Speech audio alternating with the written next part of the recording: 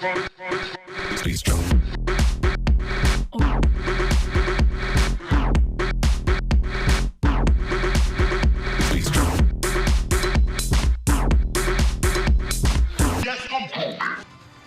марказии даври даҳуми чемпионати мамлакат оид ба футбол байни дастаҳои лигаи олӣ маҳз бо ширкати дастаҳои Истиқлоли Душанбе ва Худжанди Хуҷанд дар варзишгоҳи марказии ҷумҳуриявӣ ба амал омад ва футболбозони дастаи Истиқлол ҳам бори дигар нишон доданд, ки дар кишварамон дар муқобили ин даста ягон даста истифодагарӣ карда наметавонад. Дахи сеюм буд ва Рустам Соиров ҳисобро боз кард. Ин голи дуюми Рустам Соиров дар мавсими футболи соли равон дар лигаи олӣ мебошад.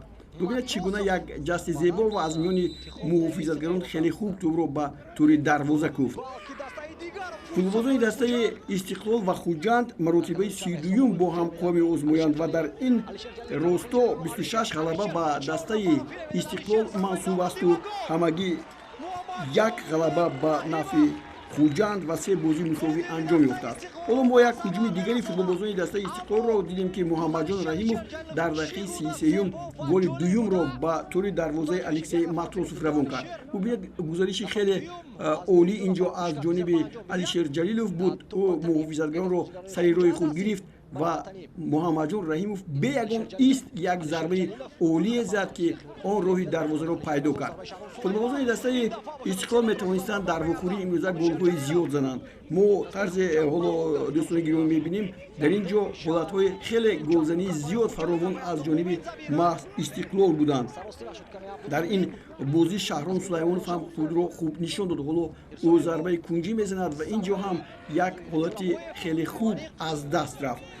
гуфтан ба маврид аст, ки шогирдони Виталий Левченко дар ҳақиқат дар бозии имрӯза ҳамто надоштанд. он рӯзе нарасидааст, ки ягон даста бо дастаи Истиқлол баробар бозӣ кунад ба ғайр аз Кӯктош, ки як бозиро дар мавсими имсола бо ҳисоби 1-1 ҷамъбаст кард. 2-0 қисми аввали вохӯрӣ ба нафи Истиқлол ҷамъбаст шуд ва баробари шурӯъ шудани қисми дуввум ҳоло мо Рустам Ятимовро мебинем, дарвозабони дастаи Истиқлоли Душанбе, ки дар ин росто як тӯбро аз дарвозааш гирифт. ҳамин ҳуҷуме, ки Дилшод Бозоров хеле хуб ташкил кард, хост як партоб анҷом диҳад, як паси хуб анҷом диҳад, аммо тӯб ба Алексей Ларин бархӯрд ва вориди дарвоза гардид. ин худголи Ларин дар мавсими имсола дар ҳайати дастаи Истиқлол дар бозиҳои лигаи чемпионати мамлакат мебошад. ҳоло бубинед як бори дигар чӣ гуна ин хеле хуб анҷом дода шуд ва ҳамчунин дар ин кор мо хеле хуб дидем, ки футболбозони дастаи Хуҷанд Фирдавс Чақаловро хуб истифода мебаранд ва партофти ӯ буд, ки мо инҷо дидем. дар нимаи дуюм футболбозони дастаи Истиқлол боз ҳуҷумҳои пайдарпайи худро ташкил карданд ва Манучер Ҷалилов дар дақиқаи 55-ум голи сеюмро ба ҳадаф расонид. ин ҳам голи дуввуми Манучер дар мавсими имсолаи чемпионати Тоҷикистон мебошад. аллакай 2 нафар инҷо ҳам Рустам Соиров ва Манучер Ҷалилов голҳои дуюми худро заданд.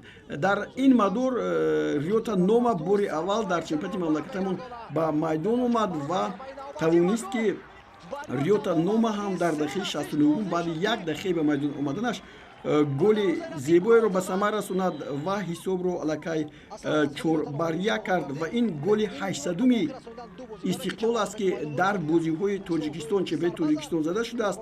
аз 271 бозӣ 800-ум голро маҳз Рёта Нома футболбози ҷопонӣ ба самар расонид ва ин нишондиҳанда аллакай дар таърих боқӣ хоҳад монд. яъне аз дигар кишварҳо ҳам дар мамлакати мо бозигарони хуб ба майдон меоянд ва дар ҳайати дастаҳои кишварамон баромад мекунанд.